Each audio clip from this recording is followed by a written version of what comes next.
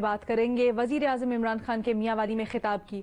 वजीर आजम ने जहां महंगाई का जिक्र किया, दीगर इशूज पे बात की, वहां वजीर आजम इमरान खान ने मुल्क में जो अपोजिशन है उसके ऊपर भी कुछ गुफ्तगू की है। अपना एक प्रिंसिपल स्टांस वजीर आजम इमरान खान ने दोबारा दोहराया है, लेकिन कहा कुछ यूं कि हम सबसे बात करने को तैयार हैं, यानी हुकूमत सबसे बात करने के तैयार है। किसी का नजरिया हमसे मुख्तलिफ हो या वो किसी भी जमात से ताल्लुक रखता हो, उन लोगों से कुछ भी बात या मुफाहमत करने के लिए तैयार हैं। लेकिन वजीर आजम ने कहा, अपोजिशन की तरफ इशारा करते हुए, कि उन लोगों से कभी बात नहीं होगी या कुछ बात या मुफाहमत नहीं होगी जो पाकिस्तान का पैसा चोरी करके बैरून मुल्क भाग गए हैं। वजीर आजम इमरान खान ने एक बार फिर ये चीज दोहराई है, और एक ऐसे वक्त में जब 2-2.5 साल रह गए हैं और हुकूमत को कुछ मामलात में जरूरत भी है अपोजिशन की और बातचीत करने की, ताकि बिल्स, इस्लाहात वगैरह के ऊपर मामलात आगे बढ़ सकें। तो ऐसे माहौल में क्या हुकूमत और अपोजिशन मिल बैठकर बात कर पाएंगे? हाँ, हमारे एनालिस्ट के पास पैनल पर हमें ज्वाइन कर रहे हैं इरशाद भट्टी साहब, हफीजुल्लाह न्याई साहब, मजहर अब्बास साहब और बेनजीर शाह साहिबा लाहौर स्टूडियो से हमारे साथ मौजूद हैं। भट्टी साहब, गुफ्तगू का आगाज आपसे करना चाहूंगी। वजीर आजम ने एक बार फिर दोहराया है, मुफाहमत नहीं होगी, बात नहीं होगी, अपोजिशन से तो बिल्कुल नहीं। मैडम शेख, मैं गुफ्तगू का आगाज आपकी गुफ्तगू से करना चाहूंगा। 2-2.5 साल नहीं रह गए, 1-1.5 साल रह गया है अगर ये पूरी मुद्दत करें तो। चलें, ठीक है। इसलिए हुकूमत को खुश करने की कोई जरूरत नहीं है आपको। अच्छा, अब सवाल पे आ जाए, क्या हुकूमत और अपोजिशन बैठकर बात कर पाएंगे? बिल्कुल भी नहीं मैडम शेख, बिल्कुल नहीं कर पाएंगे। जब बैठकर बात करने का वक्त था मैडम शेख, और वो क्या बैठकर बात कर पाए थे? क्या इकट्ठे हुए थे? क्या साथ मिले थे? खा वो कोरोना पर का मसला हो, खा वो कश्मीर का मामला हो, खा वो जीबी का मसला हो, खा वो फैटफ हो, खा वो नैब का इशू हो, खा वो तरीके लब्बैक हो, खा वो डूबती मईशत हो, खा वो ईवीएम का मामला हो, यानी वोटिंग मशीन का, या ओवरसीज पाकिस्तानी की वोटिंग हो, या क्या कभी ये पार्लियामेंट में इकट्ठा हुए, कभी ये पार्लियामेंट के बाहर इकट्ठे हुए, कभी ये दाखिला पॉलिसी पर इकट्ठे हुए, कभी ये खारजा पॉलिसी पर इकट्ठे हुए? नहीं हुए।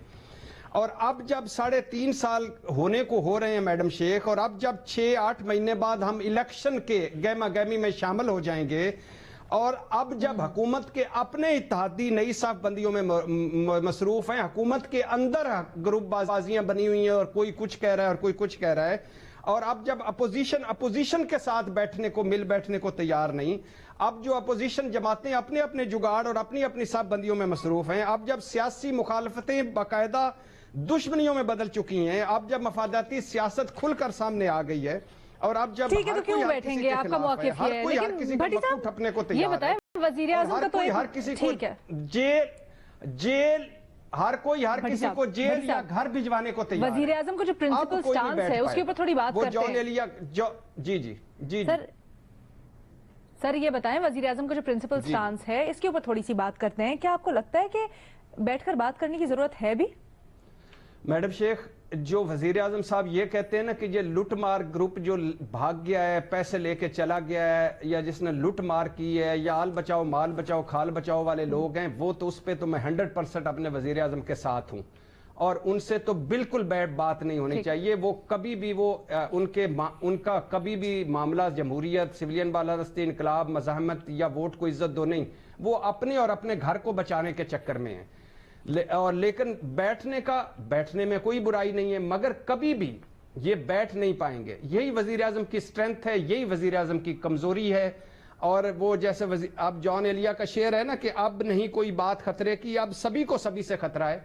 तो मेरा ख्याल है कि अब कोई वक्त नहीं रहा बैठने का, और मैं वजीर आजम साहब की इस बात से सभी को सभी से खतरा है करता हूँ, और आखिरी दिन एग्री करूंगा कि वो लोग जिन्होंने मुल्क लूटा है उसके साथ नहीं बैठना चाहिए।